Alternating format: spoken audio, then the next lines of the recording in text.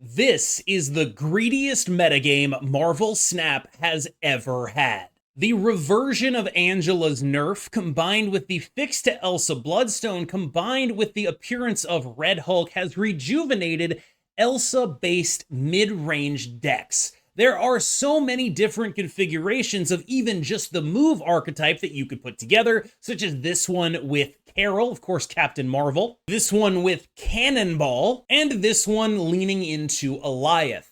All of these, however, have similar strengths and weaknesses, and those weaknesses include limited spots for tech, meaning the one thing they're really relying on to keep their opponents in check is, of course, Shang-Chi. In response, a glut of combo decks have started to crop up and are absolutely dominating the meta. There are three that I think are worth mentioning.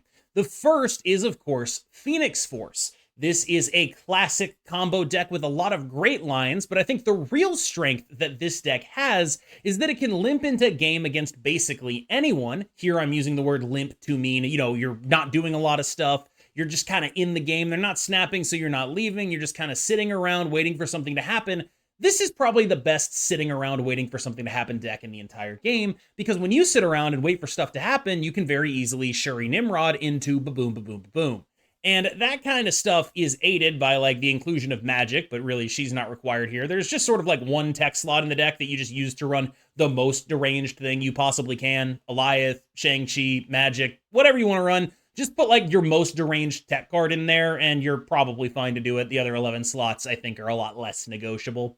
And Phoenix Force is sort of the baseline here. It was the one of these decks that was really carried over from the previous meta, but it has some real challengers as a combo deck. Hela, back from the grave, no pun intended, is one of its strongest challengers. There are a lot of high-level players playing a lot of Hela right now. I would go so far as to say this is one of the strongest decks in the game, if only for the fear it creates at top level. I would not be shocked if the numbers on this deck were actually not all that impressive because of the way it requires you to snap and retreat. I personally think of Hela as a likely lower win rate, higher cube rate deck, but the reason this deck is back despite the nerf to Lockjaw is because, again, there are a million different Elsa mid-range decks. They're only really playing Shang-Chi, and that card does basically nothing against a good Hela draw. Yes, there is some inconsistency here, but there is inconsistency in most combo decks, and that is the kind of thing that is sort of within expectations for this deck. You are simply looking to go as tall as you possibly can without being vulnerable to Shang-Chi, and that sort of is how the metagame is really shaping up. The not being vulnerable to Shang-Chi thing goes as far even as something like Tribunal. There's no Enchantress. Like, people just aren't playing that card. The number one tech card in the game is Shang-Chi, and then everything else is so much further down. And these decks do not have multiple slots for tech the way that other decks do. These move packages take up a lot of valuable real estate in the deck list. And when that real estate is being taken up with synergy pieces like Silk or Elsa or Cannonball or whatever, you don't have the room to just run the cards that actually beat these decks. I think especially in the case of like Hela and Phoenix Force, it's actually kind of hard to come up with a mid-range deck that does have reasonable tech cards for them, because they are specifically the kind of problems that are difficult for tech guards to solve. Shadow King can go a long way against Phoenix Force. I can't think of a really good tech card against Hela. That kind of doesn't exist. They either do the thing or they don't do the thing. And that means that a problem like this in the metagame cannot simply be solved by throwing one card in your mid-range deck and then going for it and being like, oh, I'm fine in that matchup. This is a fundamental shape of the metagame issue. Here's the other thing you run into if you're playing one of those mid-range bouncy type decks. You run into the card Loki, and the card Loki is really good into the move mid-range decks because they effectively are enabled by a bunch of really cheap scaling and good stat cards. Loki is at its best when it can copy a bunch of stuff that's just like, oh, that's a bunch of cheap scaling and good stat cards. Loki is even better when it can copy an Elsa Bloodstone and have multiple Elsa Bloodstones and just kind of run you over. And because the move decks are so mediocre in terms of being anything that can really fit tech in, it's hard to get a Mobius in there too, and I wouldn't even say that's the highest priority in terms of fitting stuff in. So if you are, like me, someone who doesn't want to play a lot of combo decks, what are you actually left with? And I think, unfortunately for you, what you're left with is Loki. Yes, this was all a justification to do another Loki video. You bought it. You're here now. You're stuck in here with this Loki video and you can't turn it off. You're welcome. Oh, brother, this guy stinks. Now, I get it. I am not the world's biggest fan of Loki. I'm lying. I am the world's biggest fan of Loki, but I know everyone in my comments isn't. But I do think of all of the Kitty decks, of all of the Elsa decks, of all of the Hope Summers decks, this is the one that's best positioned. It's still fairly poorly positioned against those combo decks, but it is greatly advantaged in the pseudo mirrors against a lot of other of these, Kitty, Elsa bounce decks. It typically is able to pull off a lot in those mirrors, and being able to sort of win the mid-range pseudo mirrors and limp into the combo deck mirrors. Like, you can limp into a Hela and just sort of I'm going to play some big cards and Loki it. Whereas a lot of these other mid-range decks are just kind of dead, right? You are able to do things in those matchups because of the card Loki that other decks just aren't able to do. And, it sucks, right? It kind of sucks. But I do think for anyone who's already in the comments, oh, I can't believe KM made another Loki video. Yes, but this is a personal choice, right? This is the one I think is the best. It's the one I like playing the most, but go play those combo decks. I want to be super clear. I think those decks are the ones that are well positioned right now.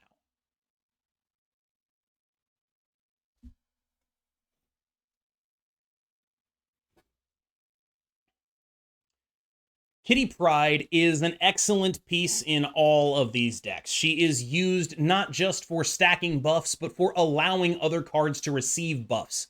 One thing I think a lot of people will struggle with when they play this deck is they'll tunnel vision on hitting the Elsa with Kitty Pryde. You don't need to do that. A lot of the time, what you're going to want to do is use Kitty to get the Elsa buffs onto other things, or at least strongly consider that. When you are specifically targeting the Kitty with Elsa, it starts to make you a little bit more predictable on the final turn of the game. There are some matchups where this is actually important and you need a 10 power 1-drop. But in many other matchups, spreading your power out a little bit more reasonably can be helpful to you. I've been trying Maria Hill instead of Snowguard here. I want to be clear, I think it's probably worse, but it was pretty successful for me. The main logic behind Maria is I want a cheap card that allows me to play something on turn 2 that also lets me then sort of just get my Mockingbird a little bit cheaper. This was the same logic behind Baron Zemo in the deck.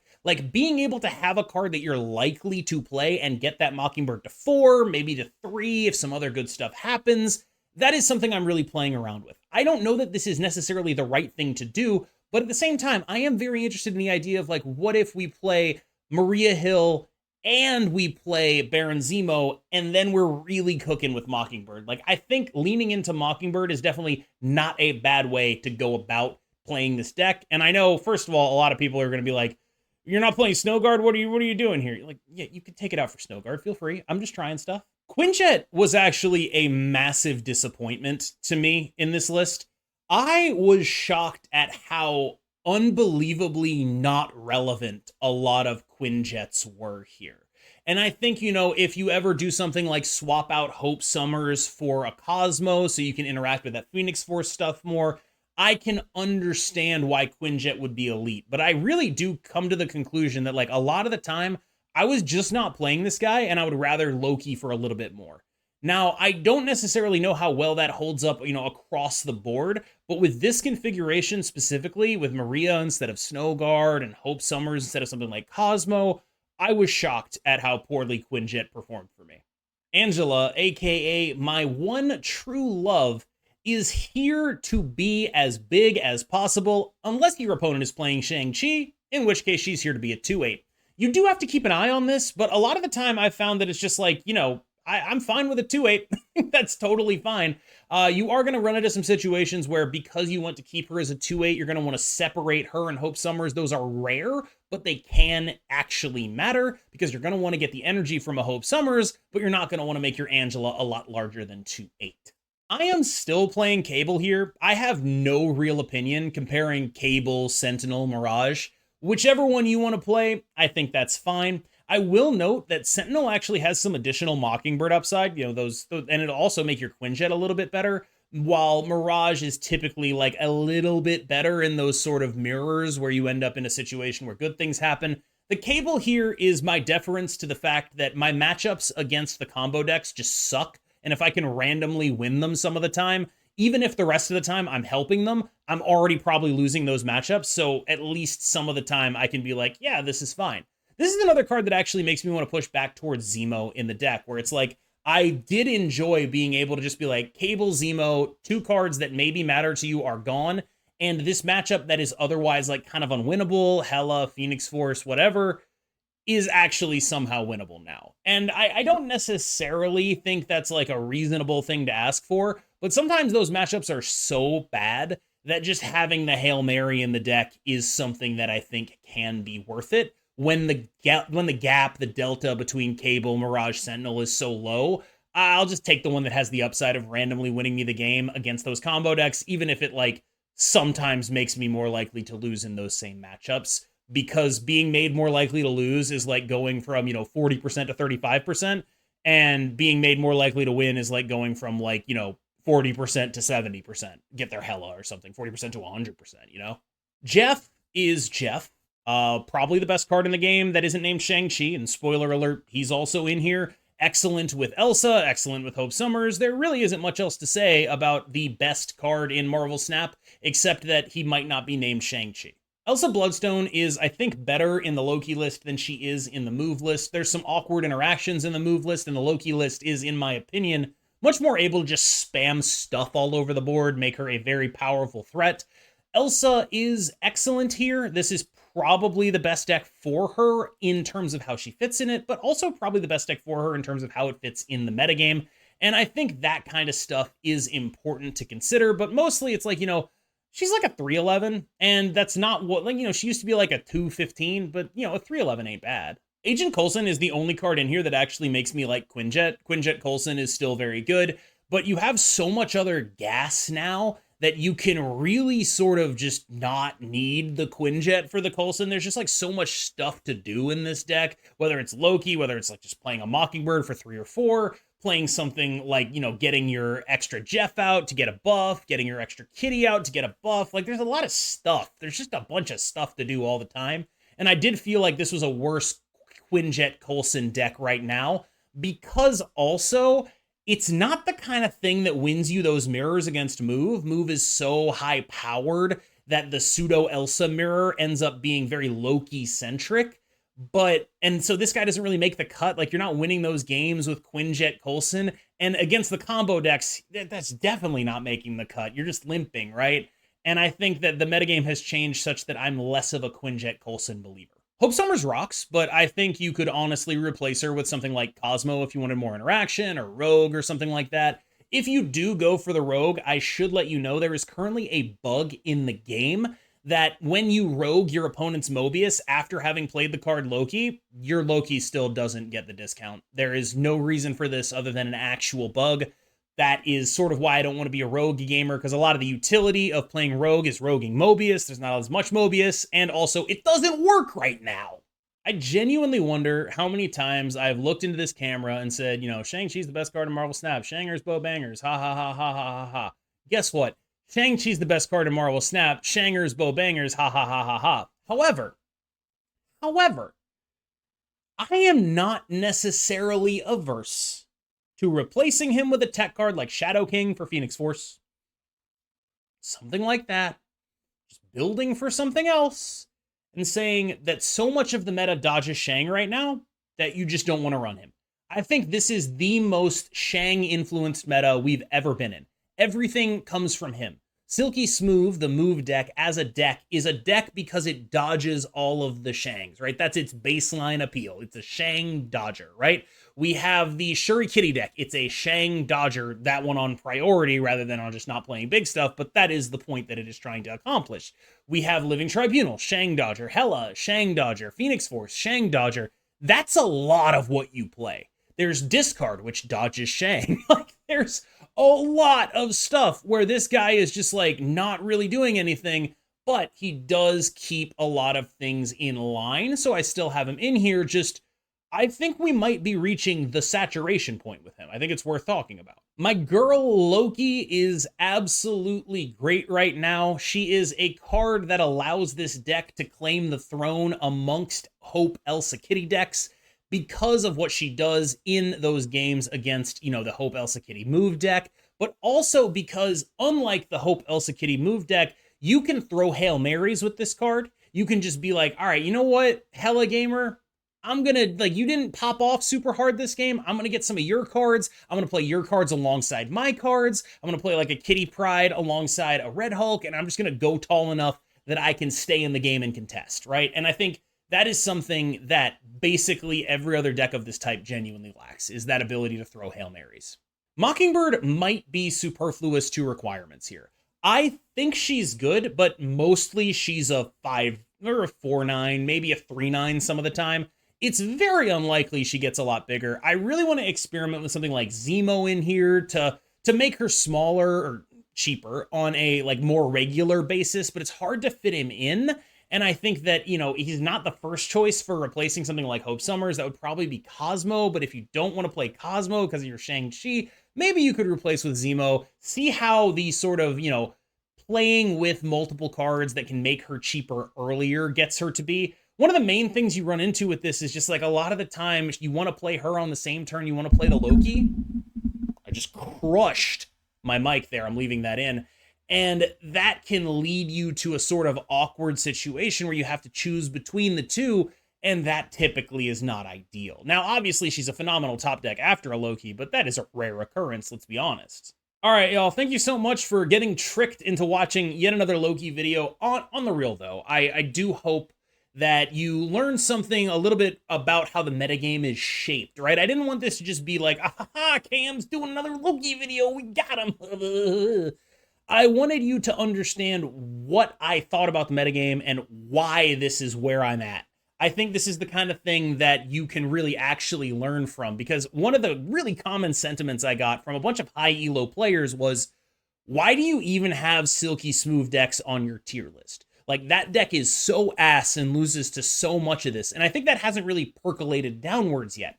And the reason those high elo players are saying stuff like that is because it has all these bad matchups into Loki, into all the combo decks. It just doesn't have the tools to deal with those. But I included Silky Smoove because it is a baseline. It is what you need to understand why the meta is the way it is. And right now, the meta is greed. We are in a Gordon Gekko meta. Greed is good, and going super tall to beat these highly non-interactive combo decks kind of is the way to go. If you're like me and you just want to cope mid-range strats, yeah, Loki's what you do.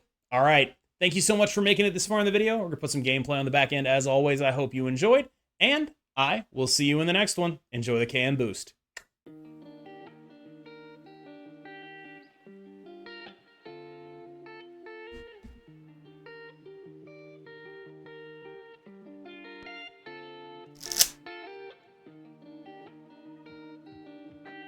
Whenever you lose, blame chat works every time. It actually does work every time. I don't know if you know this. I wanted to double cable. Now I can't double cable. This is bullshit.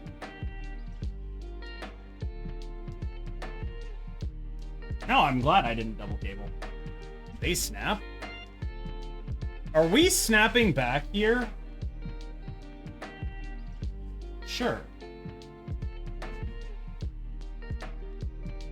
Let's do it. Now, if I lose, remember, chat, this is your fault.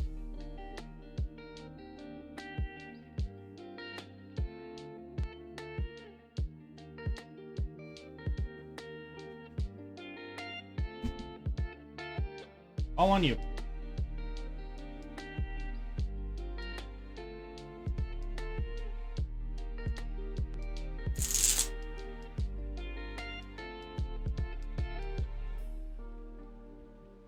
The random Quinjet into...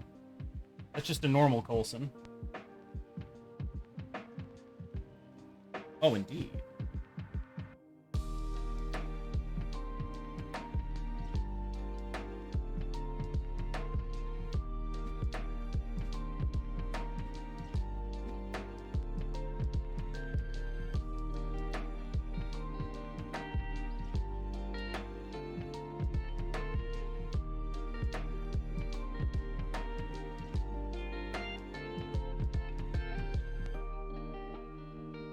Let's see what we can do.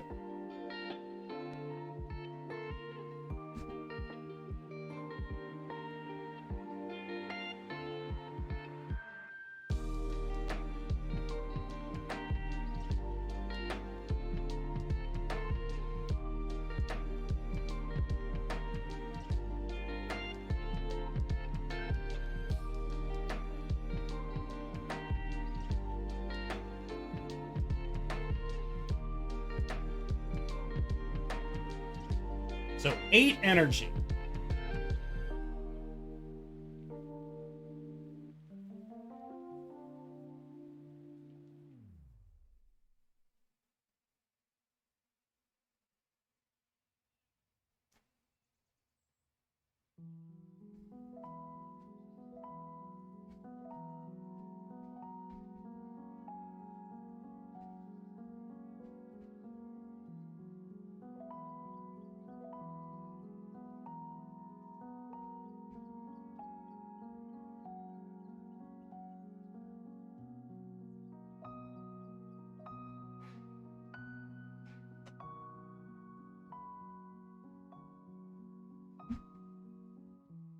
Do we think they can make 16? No dock always ends bad. Okay, so if we go for Hell Cow here instead, I'm worried we get Mockingbird. So for this reason,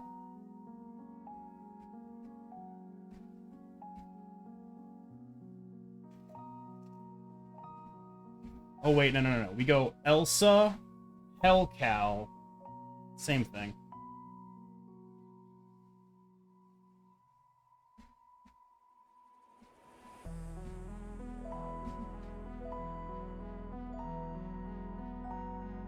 Oh shit. Okay, Angela, Loki. I think I'm fucked. They win the middle and I die. Cable.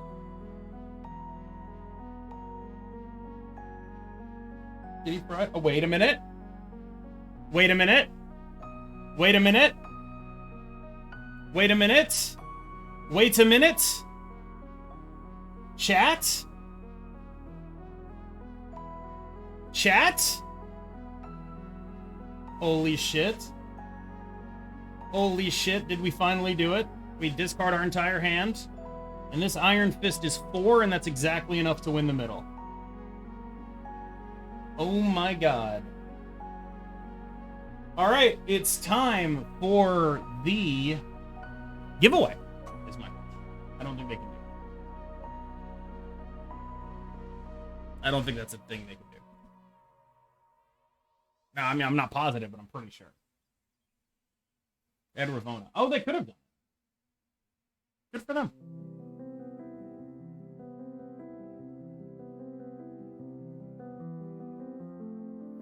Drawing the kitty makes me care a lot less about specifically Hope Summers. Because I'm always going to be able to get the trigger going for her now. Oh, joy. Everyone's favorite deck. Everyone's most favoritist deck. Alrighty, hella. All fucking righty, huh?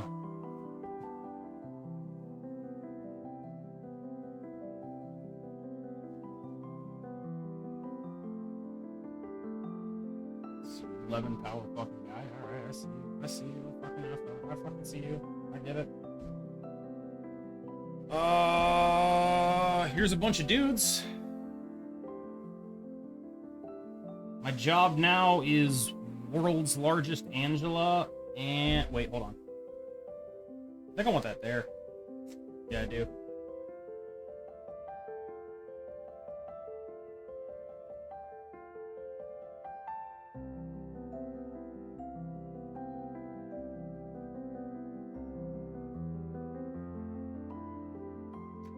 That sure is an ebony blade.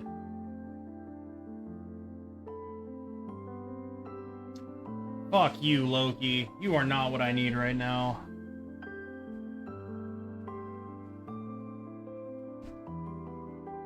Oh, that super sucks. Oh, that super sucks. A Dracula. Maybe I get there hella. That's not good.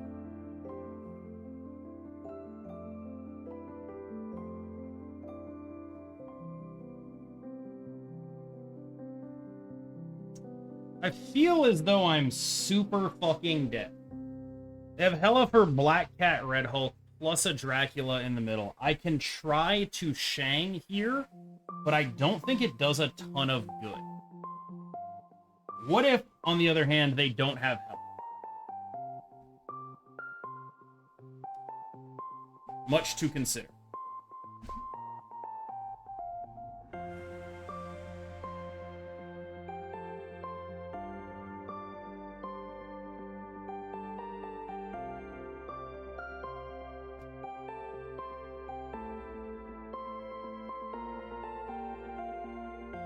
The amount of roping that's happening here is kind of crazy.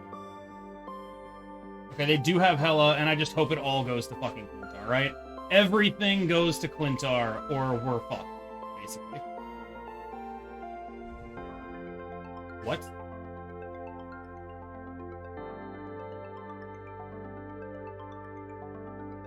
We somehow won. Okay. I'll take those. I'll fucking take those. We fucking magic bullshitted our way out of this. We're the same on the middle, and Elsa was better in everything. Was this guy playing, like... Fuck, I don't remember what he was playing. Because, like, if it's not something with Killmonger in it, I think he might have been destroyed. Move. Alright. But Elsa left and Loki bird mid. I don't think that's necessary, but also, holy shit, Kingpin. Kingpin, my brother, you are needed. My soul brother, Kingpin. Isn't also +2 to any alien? Yeah, were you saying we should have, like, isn't X-Mansion always a snap? Are you fucking kidding me? I have the worst X-Mansion luck of anyone ever. The actual nutlow, the worst possible. As bad as it can possibly ever get. You ready to watch it happen? Elsa before filling mid is 2 extra power. So you're saying, I don't think it would have mattered. If they put either of those things mid, we're fucked. We never win it.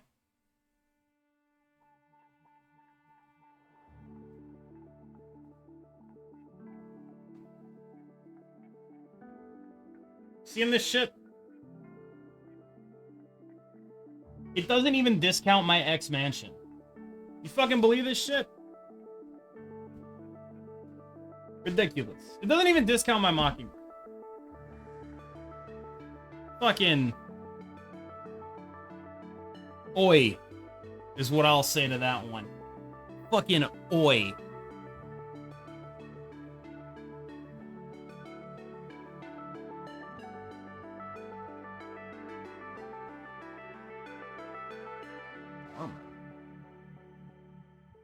Alright, I will admit, I don't really have a clue what's going on here. Somebody's getting fucking Kingpin.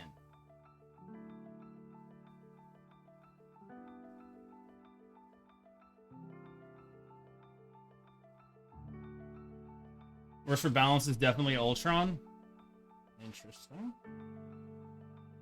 I don't know what that armor is meant to imply for me. Am I supposed to contest that lane or not? I can't fucking tell.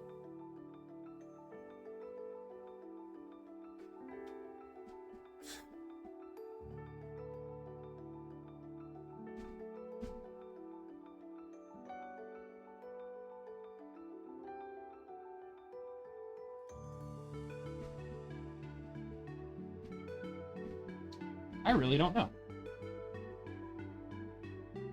I really don't know. That's a kitty, alright.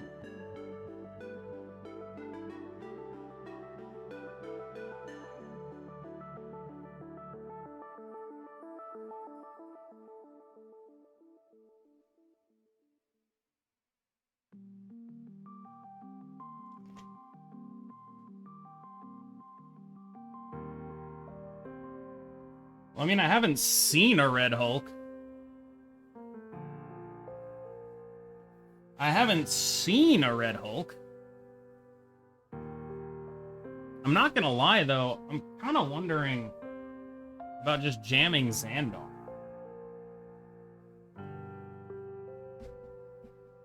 What do we think about this?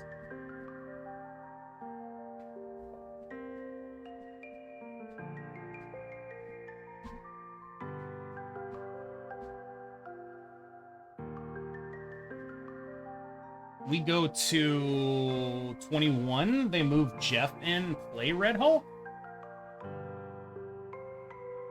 I don't think it works. I don't think we win.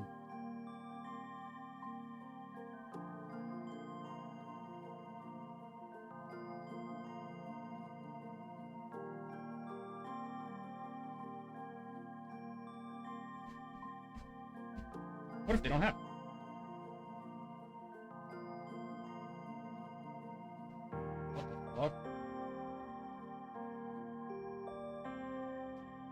I just died on that. They played the Red Hulk over there. Oh, no.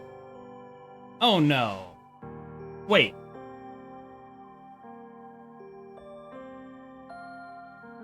No. Wait. Kingpin? Kingpin? It's too late. Who is this? I know this is somebody, but I don't remember who.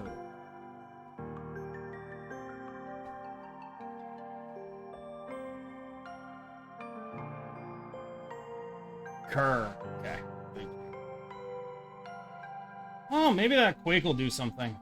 Against this, I kind of doubt it.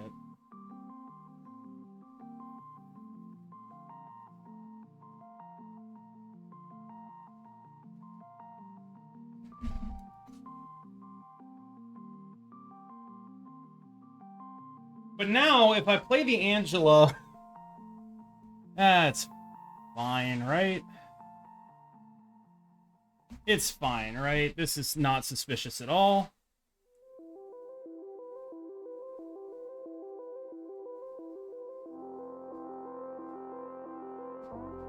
Just not suspicious at all.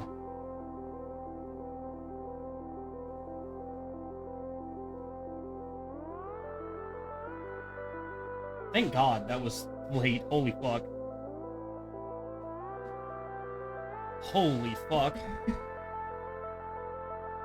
Could you imagine if I shuffled that Quake in after that? Jesus Christ.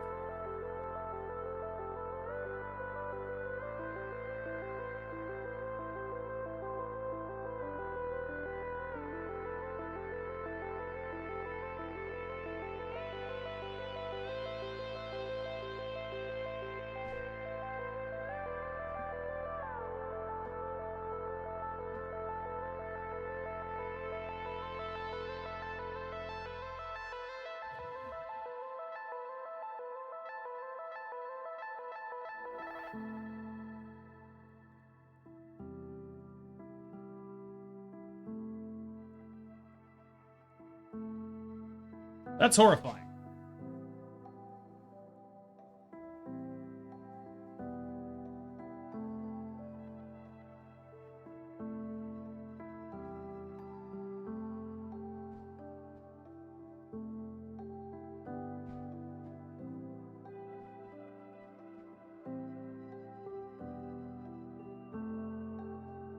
Yes?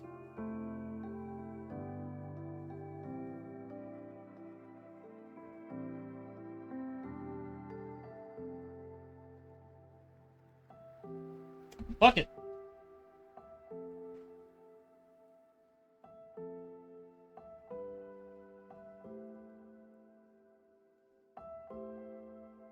The coward.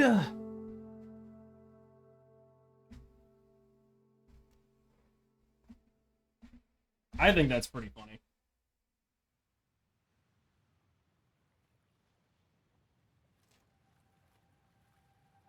Turn 1 snap. All right, I mean, I'll lose my 7 SP to this. I'm just not gonna overstay it. All right? I've learned my lesson. I'm not overstaying it. Weirdly fine with me.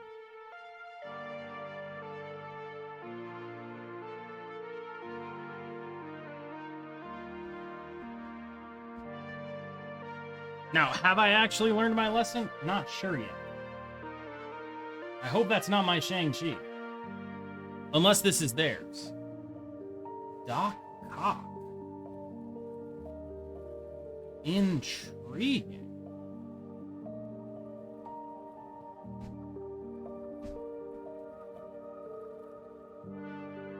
That's my Coulson, I getcha. I'm with it.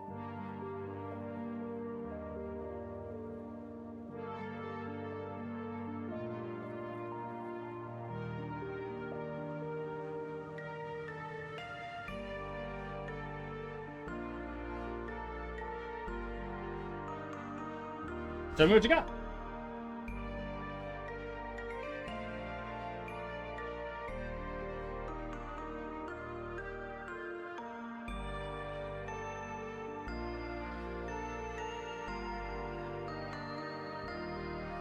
I've got a Shang in my deck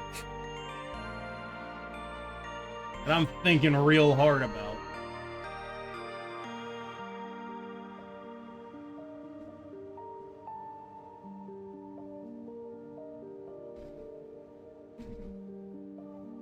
Claw, alright. That Jeff ain't bad at all. Whoa. Whoa. Okay. Whoa. Okay.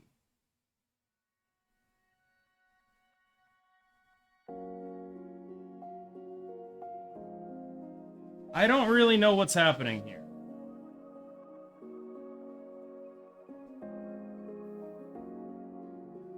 But I think I can cover most outcomes.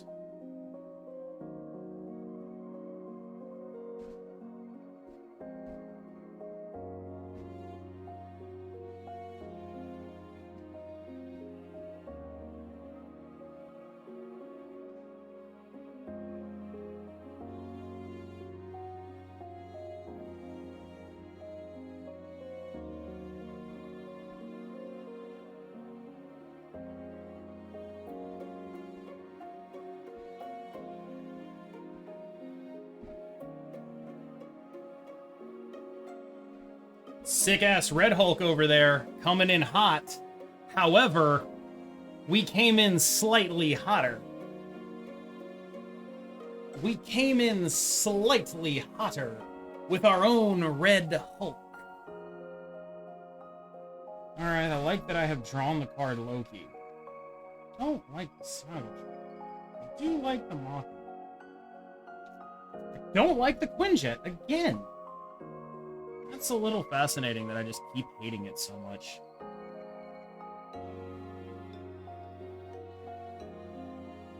I just keep hating it.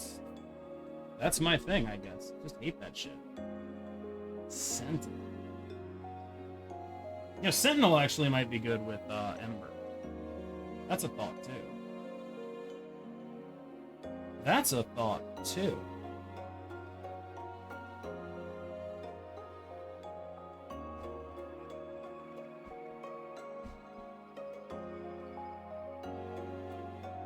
YM Hill over Snowguard for Ember. Okay, I'm regretting that choice immediately. This is just such a good Snowguard game. How's it going, Binks? Damn, you sure fucking got my ass. This motherfucker called me Binks? Holy. I'm getting cooked alive. Alright, what is playing Sentinel Magic? This is Cerebro 3? This feels Cerebro 3-ish, yeah.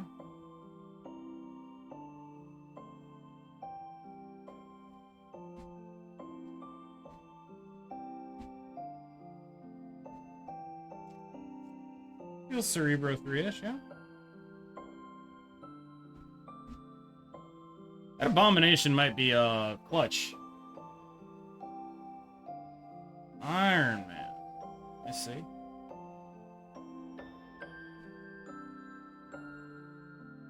That Abomination might be clutch in that Warrior Falls.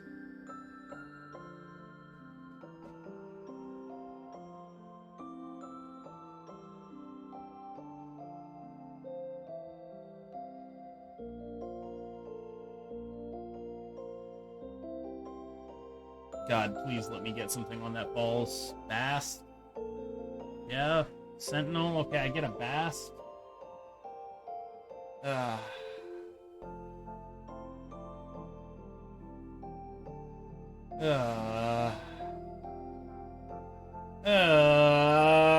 Okay. Now, the good news is I'm fairly certain Abomination holds down Warrior Falls most of the time. Most of the time, I'm fairly certain Abomination holds it down. In fact, they're also certain of this. Oh, that's Zola's ability? What do you mean? What are you cooking?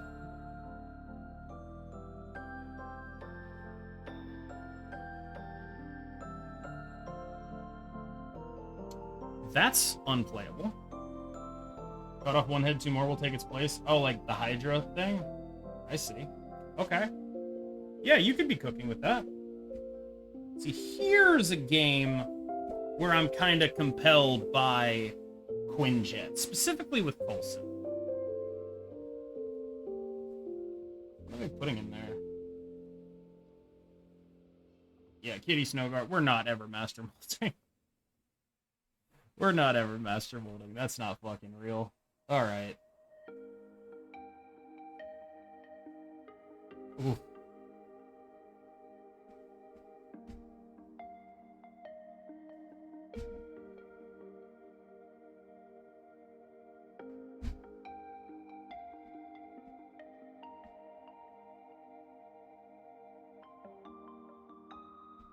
Maybe this makes sense, actually.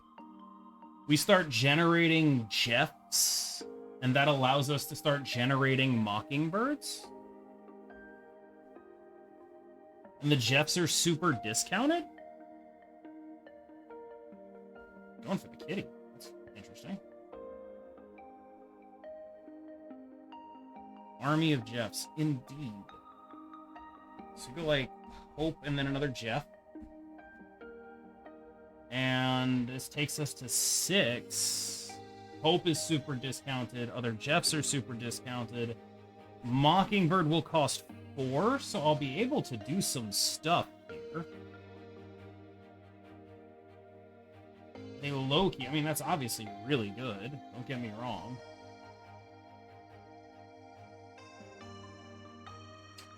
Oh shit, is that just better? Is it just better for me to go blow a Loki here? I got some stuff that could be good, but with Quinjet it feels like maybe I'm just supposed to be firing off the Loki.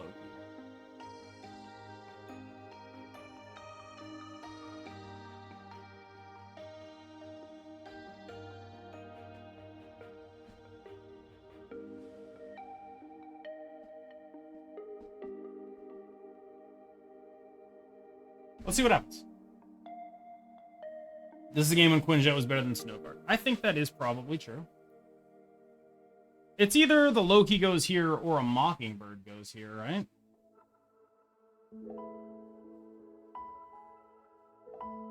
I have roughly infinite energy. That's horrifying. That's the scariest shit that's anyone's ever done. Okay, I take it all back. I'm fucked.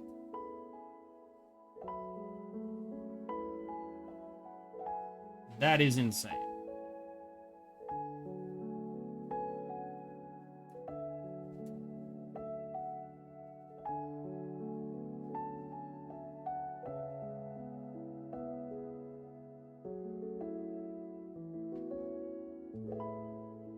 Okay, so is this a game I can win with a Shang-Chi going somewhere? Like, with this 9, do we expect them to put a really big guy in the cloning vats?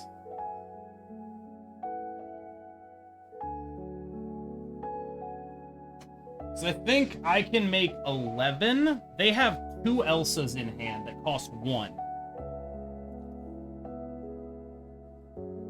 I need to win one lane with a Mockingbird. The lane I am most likely to win with a Mockingbird is this one.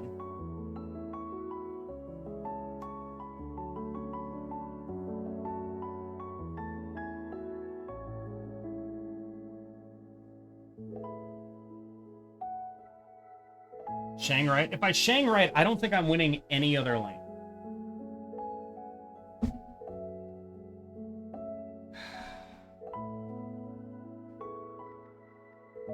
I don't know, we can try.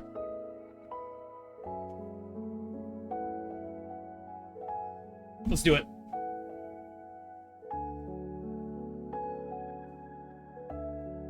I don't like that they waited till the end of this. I'm not gonna lie.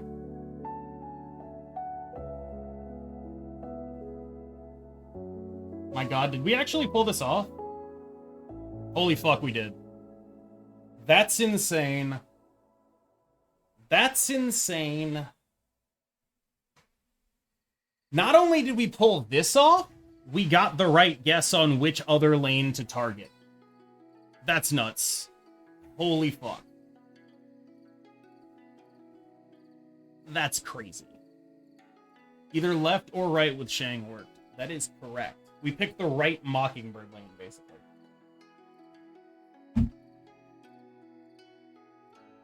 I dropped 200 rank, switched to this, and haven't lost a single match in the last hour. That's what it's like when you're rolling with the Green God.